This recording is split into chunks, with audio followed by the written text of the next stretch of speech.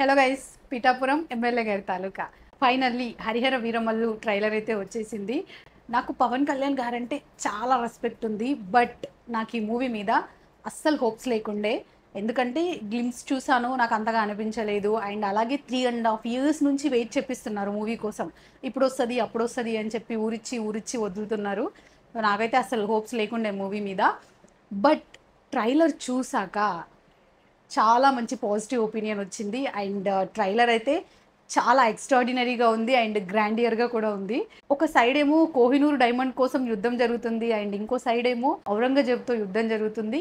మూవీలో అయితే మంచి మ్యాటర్ ఉంది అనిపించింది నాకు. బట్ ఇన్ని రోజులు దాచారు. పవన్ కళ్యాణ్ గారికి పీరియాడికల్ జోనర్లో వచ్చే ఫస్ట్ ఫిలిం ఇది. అండ్ అలాగే ఫస్ట్ పాన్ ఇండియా మూవీ కూడా. లుక్ వైజ్ అయితే పవన్ కళ్యాణ్ గారు చాలా పర్ఫెక్ట్గా సెట్ అయ్యారు అనిపించింది. అండ్ అలాగే నిధి అగర్వాల్కి కూడా క్యారెక్టర్ బాగా సెట్ అయింది. మనం ఔరంగజేబ్ గురించి చిన్నప్పుడు హిస్టరీలో విన్నాము. అండ్ అలాగే రీసెంట్గా వచ్చిన చావా మూవీలో కూడా చూసాము తనది ఎంత క్రూయల్ క్యారెక్టరో. అటువంటి క్యారెక్టర్ని బాబీ డియోల్ గారు ప్లే చేస్తున్నారు.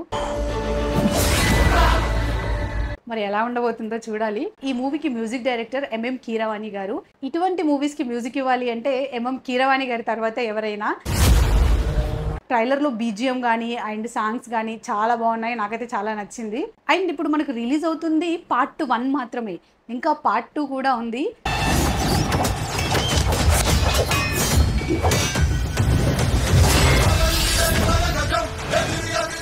పార్ట్ 1 కోసమే 3.5 years వెయిట్ చేశాము.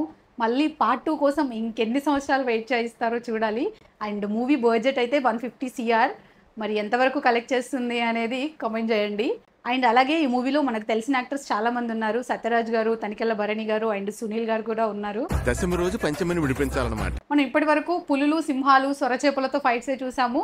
బట్ పవన్ కళ్యాణ్ గారు ఫాక్స్తో ఫైట్ చేస్తున్నారు.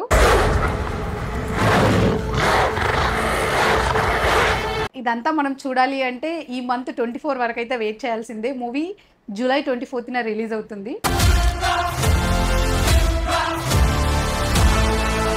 ట్రైలర్ చూసాక ఇది నా ఒపీనియన్. మీరు ట్రైలర్ చూసారా? చూస్తే మీకు ఎలా అనిపించింది అనేది కామెంట్ చేయండి. అండ్ అలాగే ఈ వీడియో మీకు నచ్చితే లైక్ చేయండి, సబ్స్క్రైబ్ చేసుకోండి. Thank you.